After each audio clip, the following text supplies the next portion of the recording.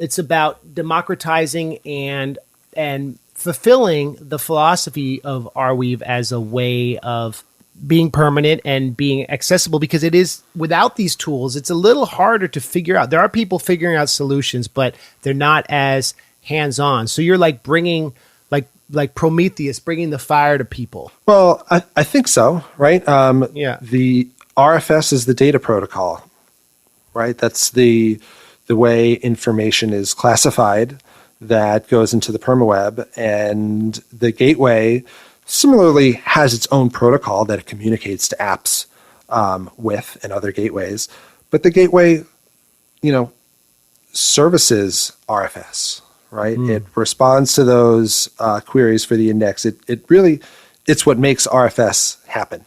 And other data protocols that are built on Arweave that really uses the index to return information. Yeah, it's a good pairing, and we think that as we release RIO, it's possible that we could have an RIO gateway that's tuned just for the ArDrive community that provides the best experience for RFS and other ArDrive specific features. Right, that's one of the great things that we want to do with RIO is make it so that the gateway operator can tune it to fit their needs and their users' needs. You're tuned to the ArCast, where we talk about the blockchain on the ArCast and how your data remains. It's the ArCast, where ArDrive is the topic, censorship-resistant permanence. Yeah, we got it. Hey, friends, it's episode 15 of the ArCast. We have a very special guest, Phil Mataras, who created ArDrive. He's the founder of the company.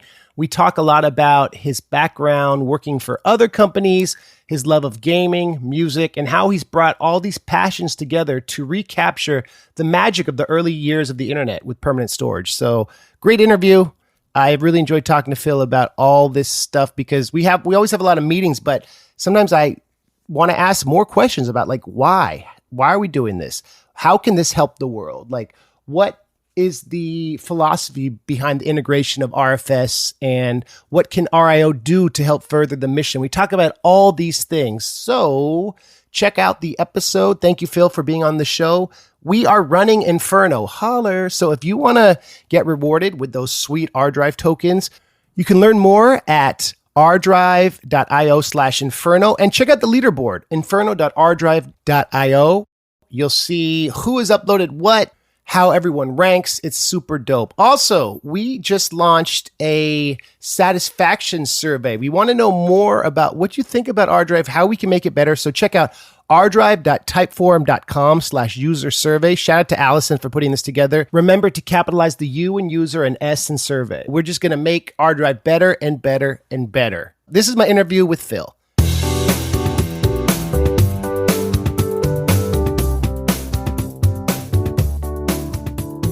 Welcome to the ArCast. I'm here with the ArDrive founder, Phil Mataras. You come from a really interesting world because you come from a world of data and worlds of finance and computer science. And it's interesting how you've built such a large team with ArDrive and RIO. And at the Open Web Foundry GatherTown, that was one of the things people were saying after your talk. They were like, wow, the ArDrive team is gigantic. And I guess my first question is, when you left KPMG and began this journey in decentralized storage, did you ever imagine your team would have so many people? No, I guess I didn't, which is kind of duh, I should have imagined that, right? If we were to really scale up, then we would involve a lot of people, both close to the team and in the community. But yeah, I remember the first person I tried to hire, I remember when I first got on the phone call, it dawned on me that I had to kind of play the HR department and really, kind of hype up the company and why it would be good to work here and the exciting things you'd be doing. And yeah, talk about just the good reasons and the good things, the good culture and the good community we're trying to build. That was definitely something I did not expect. Because you're right, at KPMG, I worked with big teams all across the world, all different time zones, and it was just something, I guess, in my career was just always one of those things. I was always involved in many different projects, and the teams were from everywhere. So I guess it's a little suiting that I've been to find myself kind of in that same situation of building a team that spans across time zones and cultures and comes together and ultimately builds some great things. Let's rewind a little bit because I think it's interesting to talk about your origin story. And that's kind of what I wanted this episode to serve as, like the Phil that the Arweave community doesn't really know outside of all the work you do, but and how it kind of has driven you to be the captain of this very specific journey in permanent decentralized storage and bringing it to the masses in the easiest way possible. So I remember when I interviewed with you like a year ago now, I asked you, what was one of your dreams for ArDrive, and how could someone helping with the community team help achieve that dream? And you wanted to regain the magic of the early years of the internet, where you felt like things were new and you were figuring things out for the first time and everything felt like the new frontier. And this role has kind of brought back that magic. Do you still feel that's true? Definitely.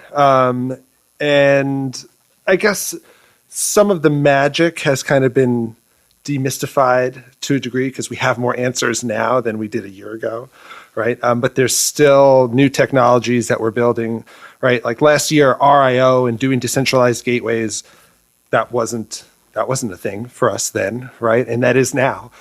So there's definitely some very interesting things going on there. And it is kind of this new frontier that, there's kind of more questions than answers, and there's not exactly one right way to do things. And we're constantly experimenting. And it's just, it makes it fun because, the story kind of hasn't been written to a degree, I think. What was the journey from like the middle school metalhead Phil to the blockchain advocate Phil? If you can like summarize that story, I know that's a gigantic part of your life, but like, what were the steps that brought you to blockchain in the first place? And then we'll talk about how you discovered Arweave. I guess growing up, I was always a little anti-establishment, right? A little kind of like fight the man, fight the power kind of attitude. I didn't really like people telling me what to do. But I was also pretty average, to be honest, right? So I constantly had this inner turmoil of like wanting to really be something more, but I kind of couldn't really break out of that mold that I was in. And I guess listening to music like that, kind of, I don't know, it kind of helped, manage those feelings to a degree. And, especially when it comes to playing music and being a musician and playing guitar and bass. And, lately I've been playing drums. I think, that really scratches the creative part of my brain, which is in like kind of, I think the same area as the creative part of the brain that helps you design systems and write programs and software. I really feel like, it involves the same kind of thinking of taking nothing and making something out of it and iterating on it and getting feedback from other people on the team or on the band, right? On what you're creating and ultimately making that thing better and then bringing it out to the world and having other people enjoy that thing too, right? It's just on one hand, it could be music. The other hand, it's software. Growing up, I was kind of doing both. I was always really interested in computers. I remember, I don't remember which grade I was in, maybe 6th grade, 5th grade. And I wanted to make my own operating system. And I had no idea what an operating system was. And I was just thinking about how the screens could look and why it could be better than whatever it was at the time. I think maybe Windows 95 or something. And so I was just always kind of interested in computers and how things worked. And, when it came down to doing programming, though, I wasn't so great at it. I went to school for computer science, and it was kind of tough for me to, get the focus to sit there and, program all day. I think about how our engineering team works now and how the team programs and builds code. And it's not at all like what I was doing then. Like, I feel like the team's very active and communicative with one another. But back then, to me, being a developer seemed like, oh, you're sitting in front of a computer, all day, every day, just you and the code. And I wasn't very good at that, and I didn't really like that. I kind of liked being in front of other people, talking about technology, kind of, taking away or explaining things in a way that other people can understand. And I guess that's why when I actually graduated school, I went more towards like consulting and meeting with clients and customers and kind of being a good face for, a consulting group or a team trying to install stuff or manage some kind of solution. And I guess I was pretty good at that and kind of grew up, my career through that kind of lens of doing more consulting and then getting into infrastructure deployment and kind of managing services. And it's just a very, very organic way for me to grow, I guess. That's kind of, I don't know if that's a good answer or not. I don't know how that ties into metal because it's really strange, I guess. Oh, here you go. Maybe this is what brings it all back, right? So, I ended up working for, Fortune 100 companies, right?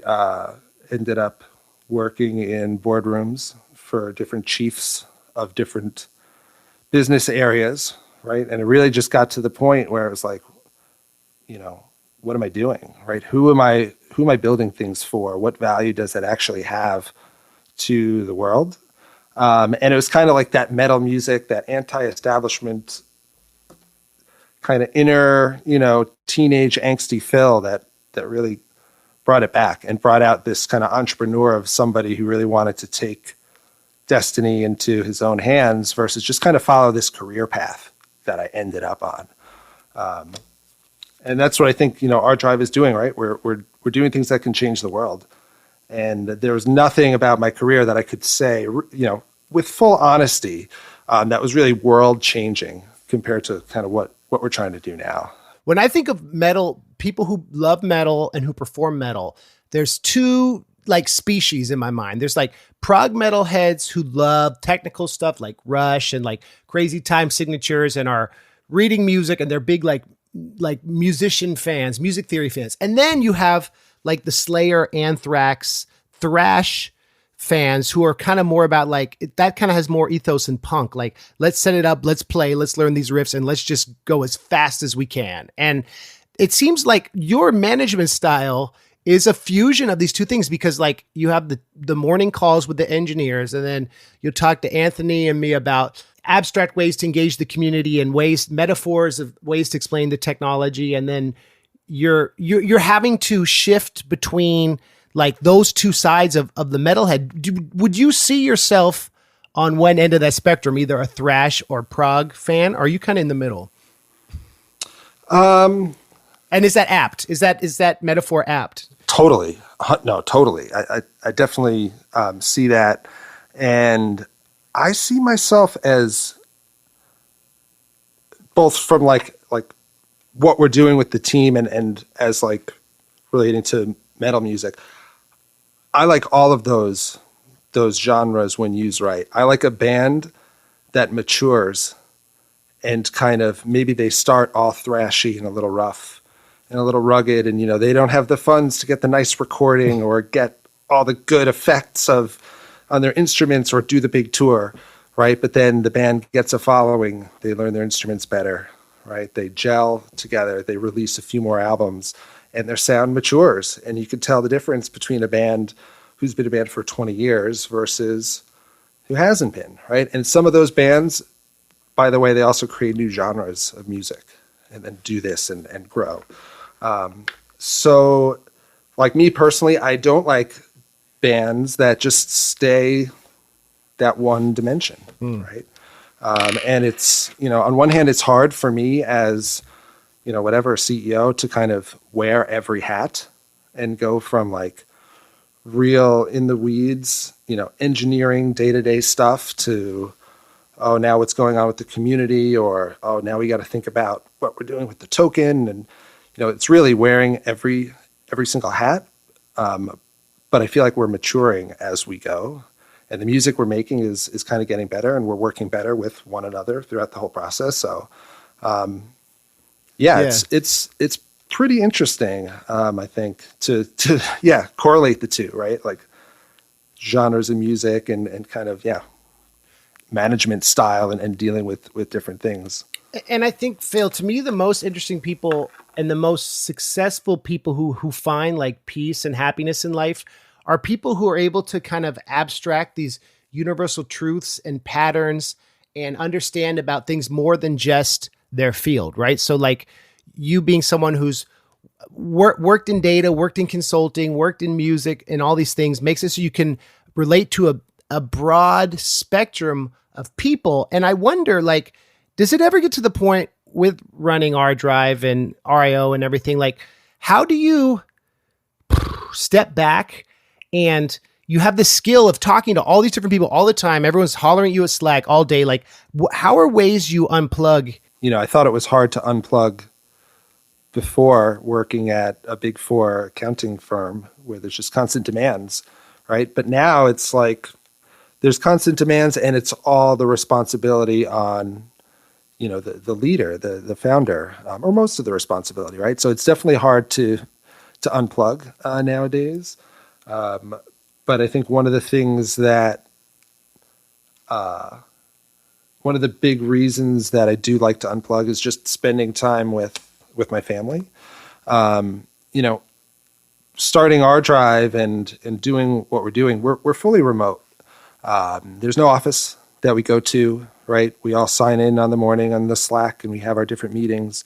But for all intents and purposes, everyone on the team, their house is their office. So I think it makes it even more challenging to kind of unplug when you're technically in your office all day.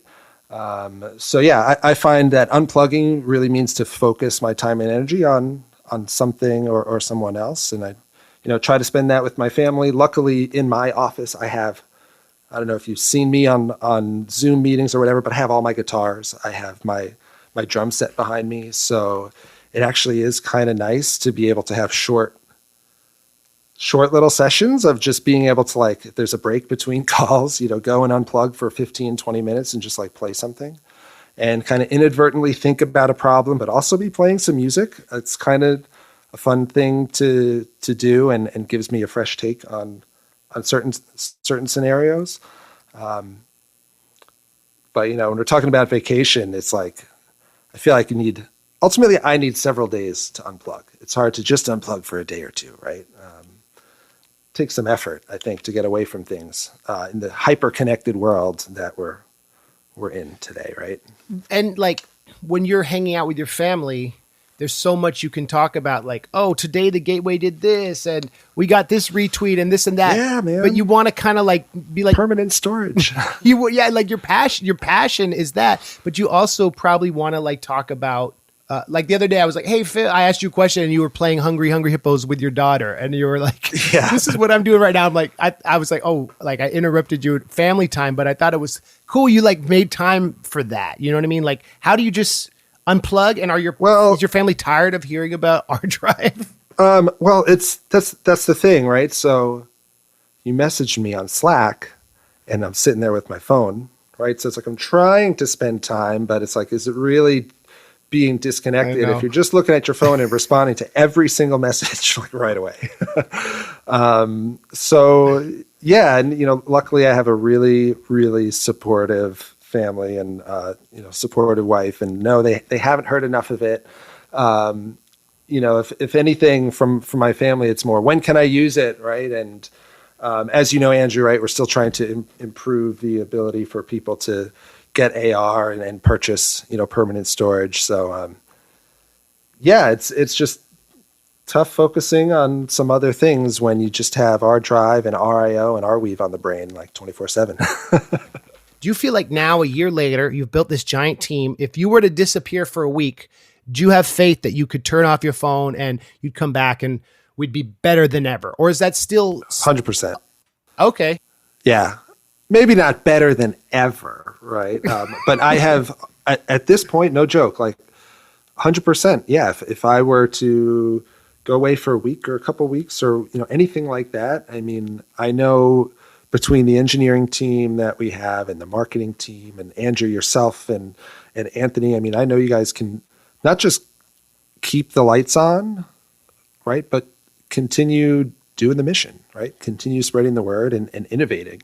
I have no concerns, about that. Which I think is great. I don't know if I would have said that a year ago, right? But we're in a pretty good spot now, I think. Briefly, Phil, what was your journey from KPMG into blockchain, and like how did you discover Arweave, and was it sequential or was it kind of like a linear journey? Even going back to my childhood, I was always a video game player, right? As soon as I was able to get online, talking about early technologies, remember using like AOL with dial-up, and like, man, how painful was dial-up? I feel like that's one of the equivalents of like the hurdles we're trying to get through with Web3 is, those kinds of frictions. Anyway, I remember playing games and joining online communities from a really long time ago, right? So I always had that mindset of, just wanted to participate in different communities and chat with people in chat rooms, right? Just have that kind of banter. And of course, as internet got more popular and game playing got heavier, right? I played Counter-Strike for a few years, like really serious, serious in air quotes.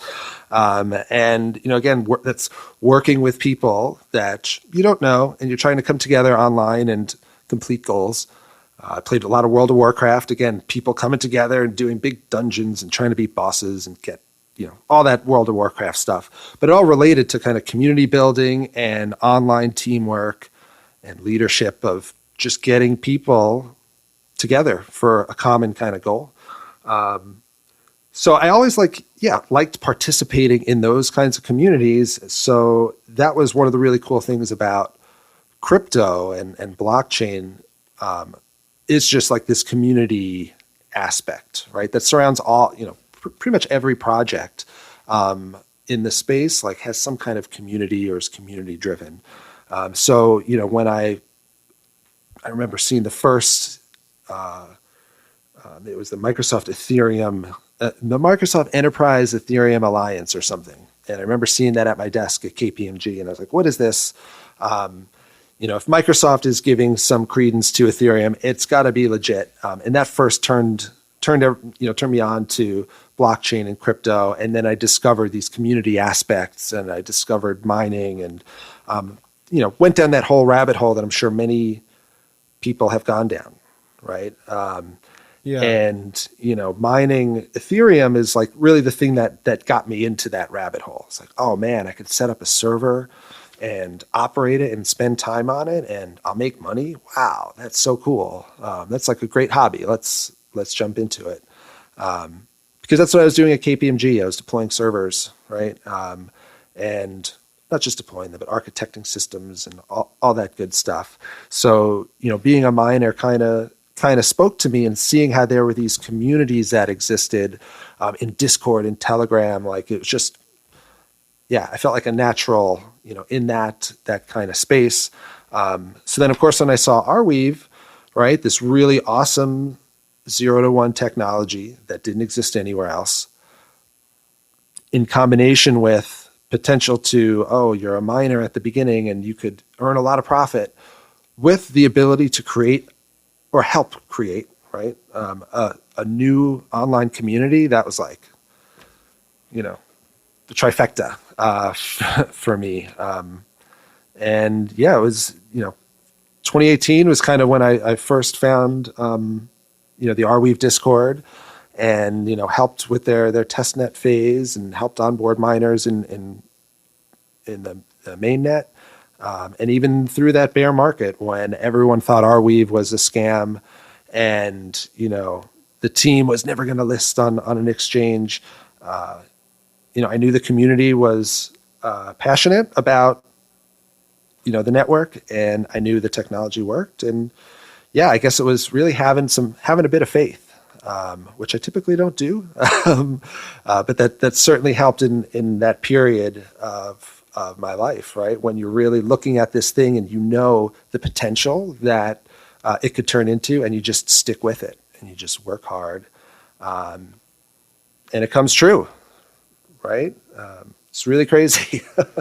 Yeah, you talked about faith, and that's an interesting topic because, like, we dedicate ourselves to these projects because we believe that we can make the world better, solve a lot of the ills. And I know the Web 2, Web 3 dichotomy of Web 2 bad, Web 3 good, like that's kind of raises alarms because it's not necessarily true. But for me, becoming a dad, I realized that like either I was going to be super hopeful about the future or kind of like increasingly cynical as I've traveled and met a lot of people. And being a parent, especially during the pandemic, like made me think more positively. And I'm wondering, sounds like the chronology of this and you getting into Arweave in the early years coincides with you becoming a dad slightly, right? Did those two events line up a little bit? Yeah, they sure did. My daughter was born right during that whole period of like crypto discovery and going down the blockchain rabbit hole, and the bull market and the bear market crash. So it was a very fast moving time in my life. Not as fast as the days go by today. And I'm sure you've experienced that. I feel like once you have children, time just goes by faster. It's really weird. Yeah. Yeah, it does, dude. And it goes by faster, but it gives everything sort of a bigger meaning. Like you're building this platform that can then help a lot of people in the ways that the internet did not exist when we were your daughter's age. And I'm wondering, does that drive you? Do you think about that? If you weren't a parent, would you still have the same optimistic faith in Arweave and all the ArDrive adventures? Or are they unrelated? Or have you thought about that even? No, I've definitely thought about it. I mean, because on one hand you could say, oh, well, if you didn't have those kinds of commitments of being a parent or a family, then you can work a lot harder, right? And maybe do more stuff. But I don't think that necessarily is a good thing. And I don't necessarily think you get the same kind of results. And I do feel like what I'm doing now, and the things that I'm learning that I'm able to share with my daughter and my family, it's above and beyond the experiences that I would have gotten kind of working somewhere else. So I'm definitely getting kind of more life lessons and stories under my belt that I can share, whether we're successful or not in the long term, right? And, to a huge degree, I already feel incredibly successful for how far we've gotten, right? We've released a product, we've raised money, we've built a community, we have something that's working, that's saving people's data for hundreds of years. So there's already so much to be proud of. And yeah, I do think, coming back to your original question, I think, if I wasn't a dad, I would certainly be more cynical and pessimistic. And I don't think that makes for a good leader and a good manager, right? So probably wouldn't have been as successful if I didn't have, that whole experience in my life. Villanarios, where did that name come from? Am I pronouncing it right? Villanarios, Violonarios, Vile, Villain, all like the nicknames around it. Where did it come from? Gosh, I don't know what it was. It's a message board. Okay. Long story short, a message board for a black metal band named Cradle of Filth, British. Love them. Black metal band. Talk about a band who has changed and matured their sound and went from like really rough but kind of new genre defining kind of new sound to what they are now. Haven't listened to them much lately. Anyway, from what I remember, I was surfing the internet and I came upon this message board and there was a poster there and I think they were named Violonarios, and I thought it was a cool name. And I started using it as a handle in video games and other chat rooms. So not too original of an origin story for that. I like to think I put it to much more good use than somebody in, a message board somewhere. But yeah, so I don't, to me, doesn't mean anything. There's no hidden meaning. It's just like cool name that I use in video games. But it's definitely been a handle that I've had for over 20 years. So it's, yeah, if you said Valenarios in a crowd and I'm there, I'll definitely turn around and be like, hey. So wait, so someone, it was like a description under a JPEG or was it another community name you just thought was tight? Some other person's name I just thought was cool. Yeah. And I was like, oh, this is cool. I'm going to make that my name. And I left it my name for a really long time and would use it for different clans and guilds and, wherever there was a name. And I've had other handles in online games too, but that's always been like my number one go-to. If I'm playing a new RPG, for example, first character name, Valenarios. The Cradle of Filth cover that I love is their Iron Maiden Hallowed Be Thy Name cover. Do you know that song? Awesome one. So good. Yeah. And I was this is a tangential story. I was playing a show in Melbourne, this after party, and they were there. And they were in the back, and I gave them a shout out. Nice. And I was like, hey, this Cradle of Filth are in the house. They do great Iron Maiden covers. And they came back, and I talked to them for a while, and they were very sweet and humble. The only reason I mention that story is because it's another example of worlds being connected through music, through genre. That's right. Through the internet. So black metal. So this could be a whole nother conversation, but I always think of the story of Vard Vikernes killing Euronymous over the contract dispute because Euronymous had put out the Burzum records, right? And Varg felt like he owed him more money. So they came over to talk about the unsigned contract. And I was like, I wonder if Phil has an idea if there had been a permanent data solution to keep this contract available. Do you think ArDrive could have obviated the death of Euronymous and maybe Mayhem would still be the great band it was? Probably not, because I thought, didn't he think he was like more evil than, or he thought the other guy was more evil than him too, or something? I don't know. But it, it brings up an interesting thought about, and I think you mentioned this before, like if permanent storage existed in these kind of historical situations where a contract or a piece of information, could have been saved instead of destroyed, like what would those effects have been? In the case of Mayhem, probably wasn't it one of their album covers too, like the murder scene? The first singer killed himself, right? And then Euronymous kept a piece of his skull around his neck. And so there's a bootleg, which is the dude's head blown apart. And that would be something you could save on hard drive if you got banned from Spotify. Forever, yeah. You wouldn't need to carry a skull around. You'd have the Blockweave transaction ID. Yeah, I mean, I think black metal as a genre is definitely pretty extreme, right? And it's not like I just woke up one day and was like, I'm going to listen to Emperor. It was definitely an evolution of musical tastes, but I do think it's a great genre. It's very unique sounding. I think it speaks to me to a degree, and for certain situations, it's not like every day is a black metal day, right? I could certainly get down to some Grateful Dead as well, right? Talk about something that kind of broke from the mold of previous genres, and some individuals that really tried to do something different and built a new community that wasn't initially accepted. And it's not the biggest genre, but I think it survived. It's not like it disappeared in the 90s when it first kind of started, And there's bands like Death Heaven, like the shoegaze black metal. You know them? Have you listened to them? Yeah, sure do. They're awesome. Here's two scenarios where blockchain could have prevented literary tragedies. You ready? Yeah. Tell me if you agree or not. Okay. Romeo and Juliet. If the note had been preserved through ArDrive, would Romeo have taken the poison? Juliet's intentions? Maybe not. What do you think? Probably not. No, probably not. It was just a misunderstanding, right? How about Hamlet's father denoting what happened with the massacre? Would we still have had the tragedy of Hamlet if he had to piece together what happened? These are leading questions, by the way. Yeah, I mean, it's, government records and storing those permanently. That's a very interesting situation. I don't know if if they would have chosen R drive, because they probably liked the mutability of whatever record system that they had, so they could, delete the things if they, so they could shred the evidence if they had to.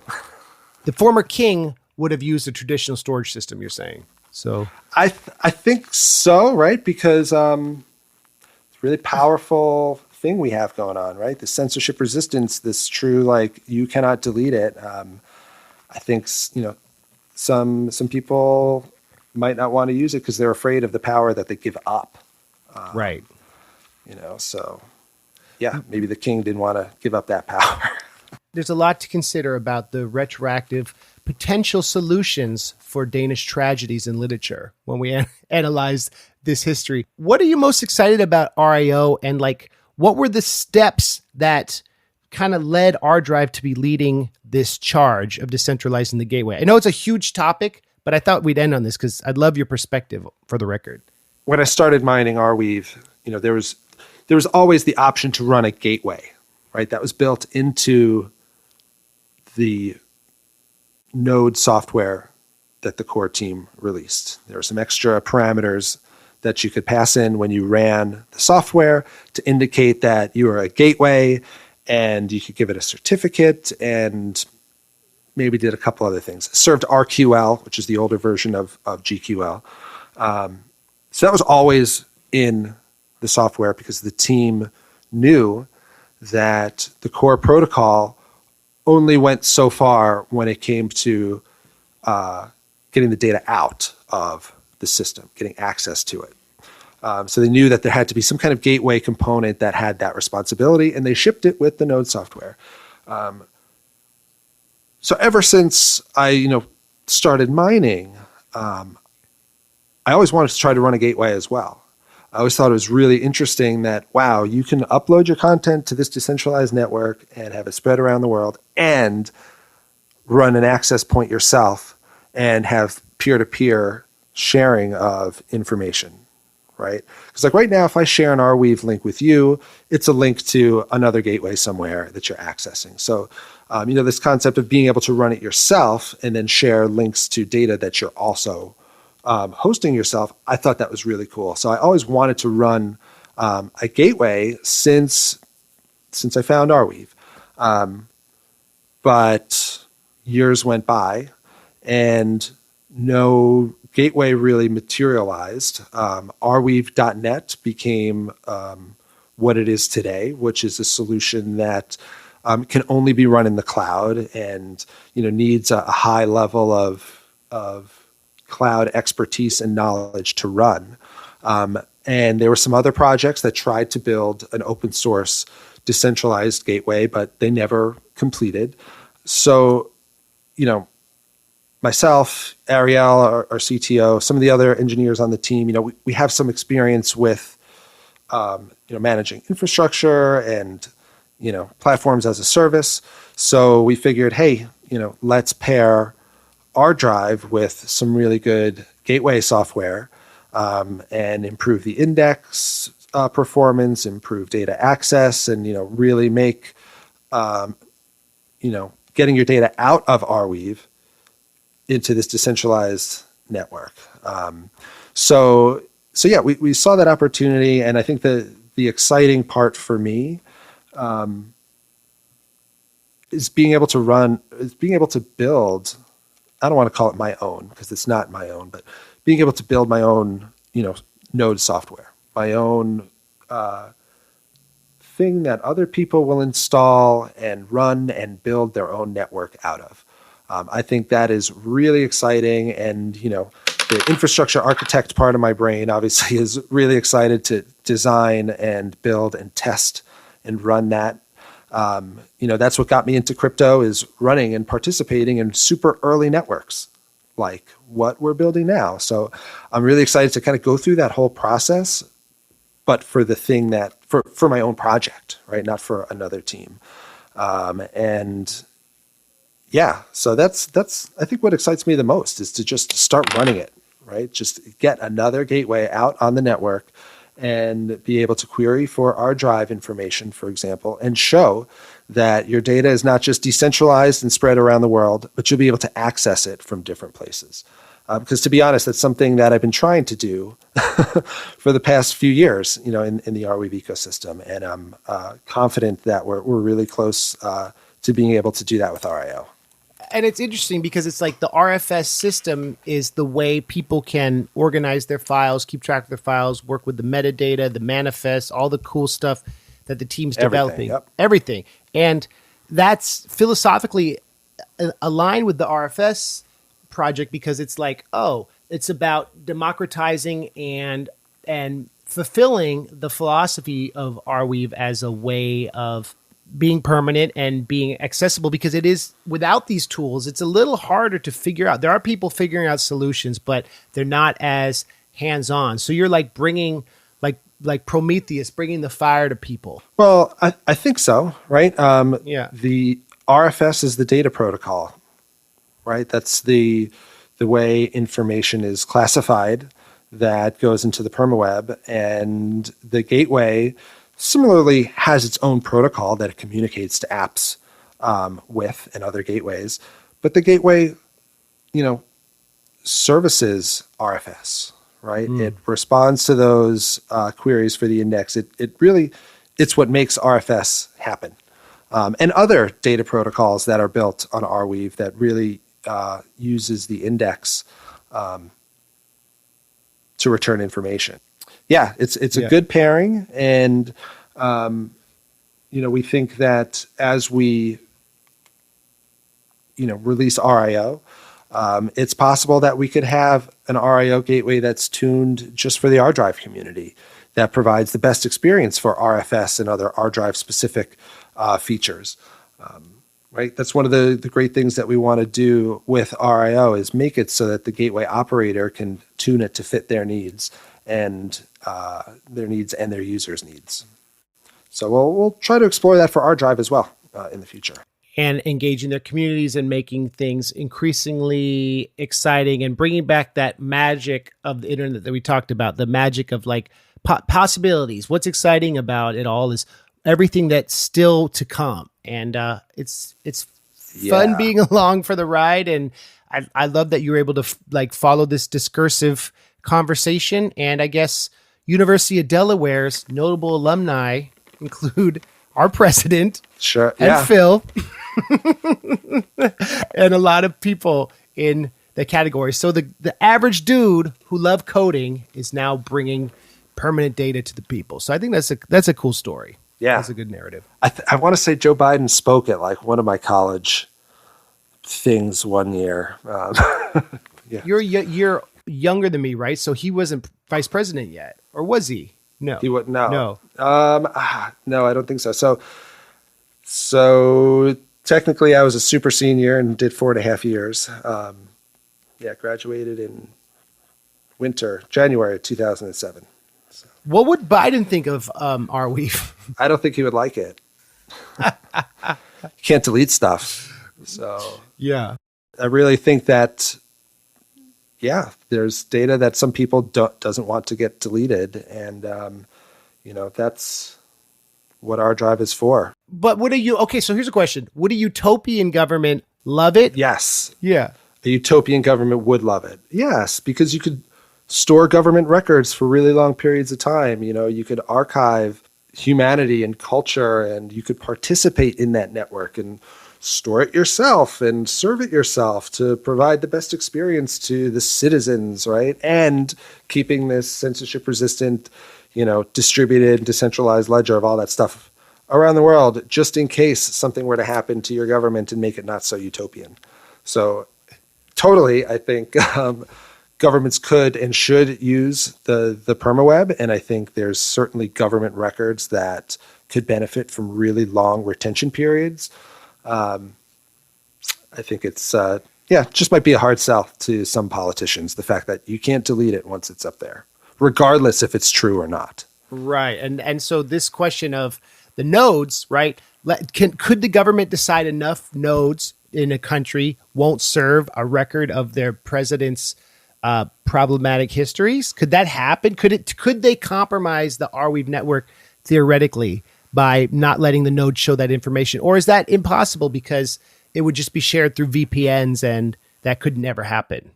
That's like the question, right? Yeah, I mean, it would be impossible. Basically, the governments would have to be doing IP address scanning and finding Arweave nodes and then individually blocking IP addresses, because that's all you need to get connected to the network. And then once you're connected to the network, you can look up transaction IDs and other peers, and you'll be able to start getting information out of it. There's certainly no way that a government could reach into the network and just start deleting stuff, right? Unless they were somehow able to give everyone a virus that deletes their node software or something like that.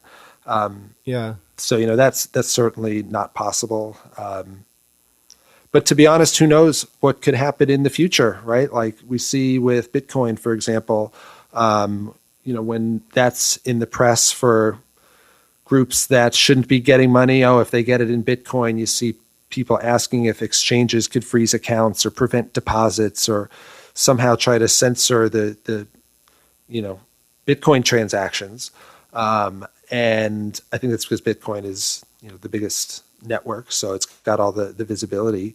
But you could imagine that at some point in the future for Arweave, that could potentially happen as well. There could really be a serious set of data that's uploaded, and a certain government might not want it, and they might pressure people to take that down in their region. So that's absolutely a possibility with all blockchains, and I think that's what makes blockchains beautiful, is the fact that it's spread around the world, and that can't be done. It's like whack-a-mole. I always hear that metaphor. Yeah, right? That's a great. Yeah, I haven't heard that one, but that's exactly like it, right? The Arweave network is a replication engine. They're constantly replicating these chunks of data, 24/7. So you shut one down, there's still going to be others replicating that same information. Holler. Well, this is great topics, and this is a conversation that's constantly evolving. Please join us in the Discord. We have the ArDrive Discord. We have the RIO Discord. We'll have the links in the description. Follow us on social media, and we love hearing from the community. Phil, is there anything we didn't cover? Yeah, I mean, we definitely covered a lot. I know you had asked the question of what's exciting about RIO. Yeah. I know we're initially starting with the stuff that the gateway is doing today, right? Seeding data, indexing it, caching it, etc. And I don't know if we have enough time to go into all the new stuff, but we have a lot of new things planned as well, for how you can access your transactions, or how the gateways will validate one another, or how you can maybe buy a permanent name on the gateway network. We're really trying to examine the tokenomics behind the RIO network and what we could really accomplish there. So that is just it's a whole open book on what can really be done from that side. And that's also really exciting, right? And I think we're going to really do some new and innovative things in terms of how the token is used by our users as well as gateway operators. So definitely looking forward to exploring that side. That's just probably a little bit after we get kind of the base version of the gateway out into the wild. So certainly more to come on that, Andrew. I already have some ideas for some videos that we can put together.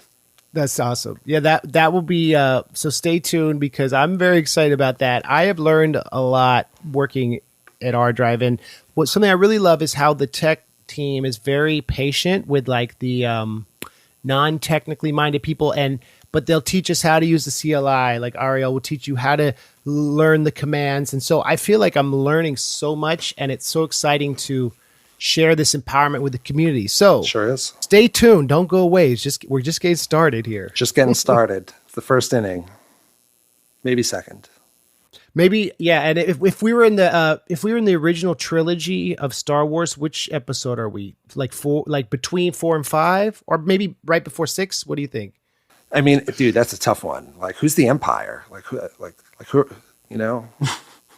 People would say if you say Web 2 is the Empire, that's like a problematic distillation, but at the same time, the Death Star, you know, like I don't want to jinx us, right? Knock on wood, but maybe it's after episode 4, right? So I don't know. Maybe there's going to be an Empire Strikes Back coming up next, right? The crypto market is a little wobbly, but we got the Jedis on our side, and we know how the story ends. So we're good. We're chilling. We're good. Okay, so we got the Force, dude. That's what's up. Villanarios on Twitter. Thank you, Phil. Appreciate your time. Thanks, everyone, for listening. We'll see you next time. Thanks, Andrew. Thanks, everyone, for listening. Be sure to tune in next week for my interview with Joe Berenbaum. We talk about the projects he's been doing in the Arweave community. Be sure to check out the videos I did with our CTO, Ariel. We show how you can use the manifest in different ways. So I'm really glad we got to do that. Those videos came out really well. So tune in next time for my interview with Joe. We'll see you then. Have a great few weeks and know before you stow. I'm Andrew. This has been the ArCast.